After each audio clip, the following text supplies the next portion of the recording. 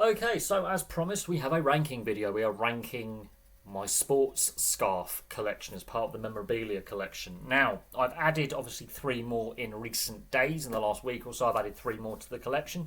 I used to have an ice hockey one, gave that away to a friend, but I do now have four in the collection. So the collection's grown a little bit. So it's not a massive amount. Obviously, I've got more jerseys than scarves and hats. But without any further ado, let's delve in. So in fourth place, and my least favourite out of the four, is the standard England rugby scarf that you will see quite regularly at Twickenham. So we've got the Autumn Internationals coming up, and of course next year we have the Six Nations.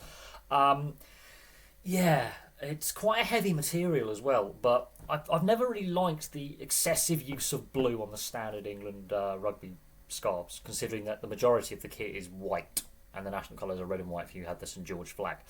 I understand, obviously, England's rugby union side, their socks are generally blue in regards to the kit, but I'm not a massive fan of this, really.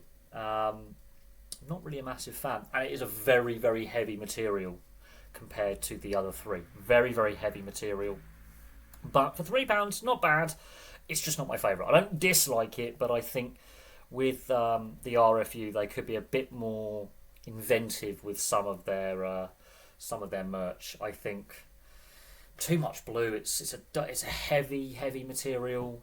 So if let's say you're going to a game and you're wearing one of these and it's raining or it's a bit snow or sleet, yeah, it's quite heavy. It's probably quite warm, but quite heavy, and after a while that's going to feel a bit uncomfortable if you're wearing it at a match. But as part of the collection, it's okay. It's the material was quite a tough material, so it's held up pretty well. I don't know how old it is. I found it at a charity shop. It's quite heavy material, quite uncomfortable to wear. Now at the moment it's not cold enough to wear a scarf, but I wouldn't want to wear that all the time.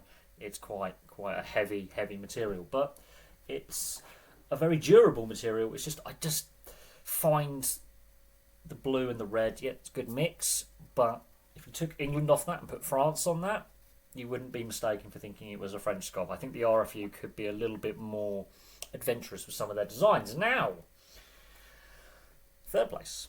And this is another England Rugby Union scarf, and this is the England Rugby Club First 15. This is the rarer one, and it's in the maroon red. Yes, it's in the maroon red.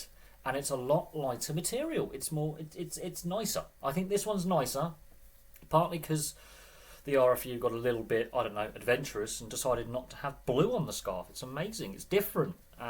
It's probably rarer as well because it is the England Rugby Club First 15. And yeah, you can tell it's authentic. The label, the stitching's really good. The material's a lot lighter, so it'd probably be more comfortable to wear if you were going to a game or you were going out in winter or autumn when it's a bit chilly.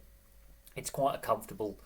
The material feels a lot different as well. Feels a lot, I wouldn't say softer, but lighter and probably more comfortable. But also, I prefer the colours. I prefer the red and white, the dark maroon red and the white. I think it looks a lot nicer than the bog standard. I mean, I think it's nicer. People will prefer the blue and red, but I prefer the red and white. It's just preference, but it's a lot. The material's a lot lighter and therefore probably more comfortable. And I'm thinking of comfort as well because I will be wearing some of these scarves over winter. Then we have the Castleford Tigers Rugby League scarf. Now, this one, I had my eye on this in a shop window, charity shop window, for a good 2-3 weeks, and it hadn't sold. And to find one of these this far south in England is exceptionally rare, so I ranked it higher because of the rarity of it. It's exceptionally rare. Obviously, if you were to go to Castleford up north and be at a game, you will see thousands of these, but I like this one. And again, the material is quite light, and it's in really good condition, but the material is quite a light material, similar to the England Rugby Club First 15 scarf. Really light material, and it's held up really well. And the way, when you look close up at the logo, it doesn't look great, but when you look from a distance, the logo actually looks perfect. But close up, yeah. But I like the fact that it's got the orange, the black, the white. It's very bright. It's not often that I get very bright sports stuff. And Castleford, I mean, those are pretty unique colours. Very few clubs have orange, white and black in their colour scheme. And I like this one. This one, because I like rugby league and I don't have a lot of rugby league memorabilia, I like this one. It's rare outside of Castleford.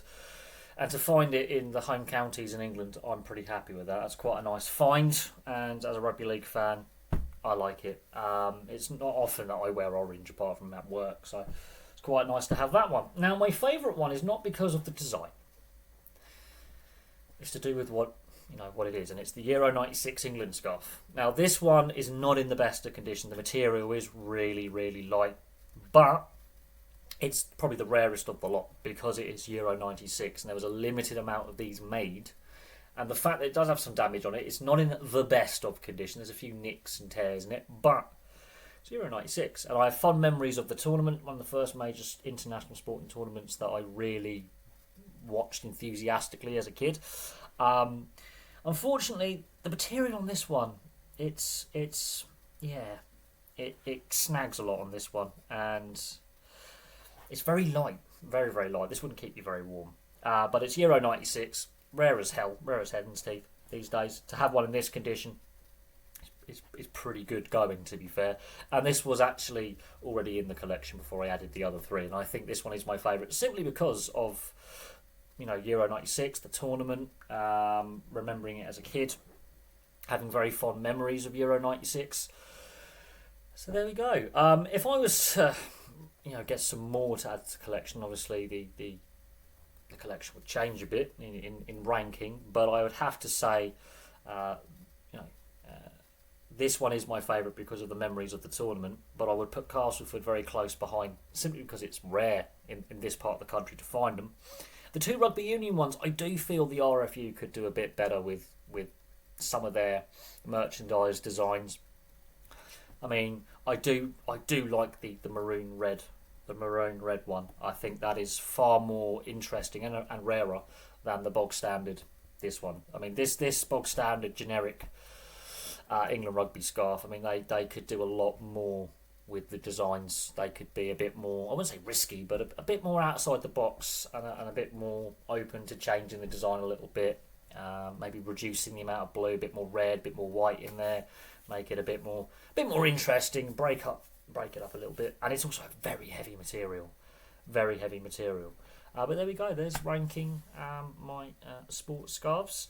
As I say, I used to have more, but this is the collection at the moment, and of course 3 of them have been added to the collection in the last week or so. So there we go, as promised, a ranking of my sports scarves. Thank you very much for watching. Have you got any memorabilia collections and any ideas for how you would rank things, or how would you rank this collection? What would you put first? What would you put last? Be very interested to hear in the comment section. But from me for now, thank you very much for watching. Place your thoughts in the comment section below. I'll have some more content for you guys very, very soon.